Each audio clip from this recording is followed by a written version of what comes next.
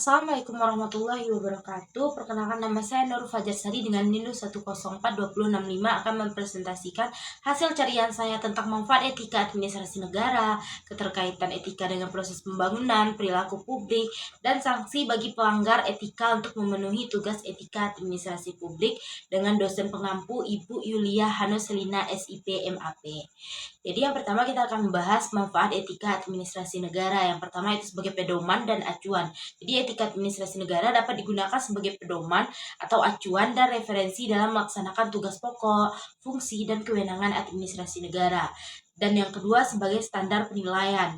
Jadi etika administrasi negara ini juga dapat digunakan sebagai standar untuk menentukan sikap, perilaku, dan kebijakan administrasi negara agar dapat dikatakan baik atau buruk. Yang ketiga yaitu meningkatkan efisiensi.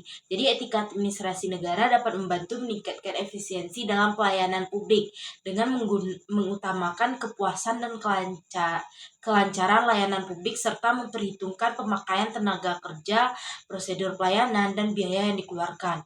Dan yang keempat itu meningkatkan integritas. Jadi etika administrasi negara dapat membantu meningkatkan integritas para administrator publik dengan memegang nilai-nilai etika yang tinggi dan menjalankan tanggung jawab dan tugas yang diberikan dengan komitmen yang tinggi.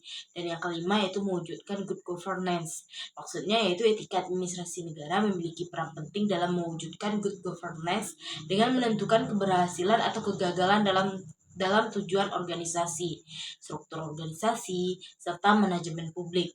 Dan yang kedua yaitu kita membahas tentang keterkaitan etika dengan proses pembangunan. Jadi etika memiliki peran krusial dalam proses pembangunan karena mencakup nilai-nilai moral dan prinsip-prinsip yang memandu tindakan dan kebijakan yang diambil selama pembangunan. Jadi keterkaitan ini mencakup aspek seperti keadilan sosial, hak asasi manusia, keberlanjutan lingkungan, dan partisipasi masyarakat. Lalu dengan memastikan bahwa pembangunan didasarkan pada etika yang kuat, kita dapat mencapai hasil yang lebih adil, berkelanjutan, dan bermanfaat bagi masyarakat yang luas, sambil menjaga nilai-nilai moral yang mendasari proses tersebut. Dan selanjutnya kita akan membahas perilaku kerja dalam organisasi publik. Jadi ini merujuk pada cara karyawan dan pejabat publik berperilaku, bekerja, dan berinteraksi di lingkungan pemerintahan atau lembaga publik. Dan ini melibatkan berbagai aspek termasuk etika, efisiensi, transparansi, dan pelayanan publik. Perilaku kerja yang positif dalam organisasi publik mencakup ketaatan terhadap aturan dan hukum, pelayanan yang berkualitas pada masyarakat, transparansi dalam pengelolaan dana publik, serta integritas dan akuntabilitas dalam pengambilan suatu keputusan. Jadi peningkatan perilaku kerja yang baik di organisasi publik dapat berkontribusi pada pelayanan yang lebih baik kepada masyarakat dan memperkuat kepercayaan terhadap pemerintahan.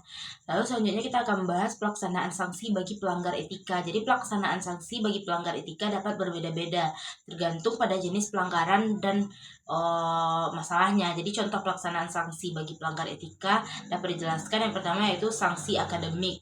Jadi bagi mahasiswa yang melakukan pelanggaran etika akademik seperti menyontek, menjiplak, atau membocorkan soal dapat dikenai sanksi berupa skorsing sampai dengan pemutusan studi. Jadi yang kedua itu sanksi profesi bagi pelaku bisnis yang melakukan pelanggaran etika bisnis seperti tidak transparan, berlaku diskriminatif, dan tidak adil dapat dikenai sanksi berupa kerugian bagi masyarakat dan perusahaan. Jadi yang ketiga sanksi hukum. Jadi bagi hakim yang pelanggar kode etik profesi hakim dapat dikenai sanksi berupa teguran, pembebasan jabatan, atau diberhentikan dari kedudukan atau jabatannya. Dan yang keempat yaitu sanksi disiplin ASN. Jadi bagi aparatur sipil negara yang melakukan pelanggaran disiplin dapat dikenai sanksi berupa teguran, penundaan kenaikan pangkat, penurunan pangkat, atau pemberhentian dengan hormat atau tidak hormat. Jadi dalam pelaksanaan sanksi bagi pelanggar etika penting untuk memperhatikan mekanisme dan aturan yang berlaku serta memastikan bahwa sanksi yang diberikan sesuai dengan jenis pelanggaran yang dilakukan. Jadi sekian presentasi saya, jika ada kesalahan mohon maaf. Wassalamualaikum warahmatullahi wabarakatuh.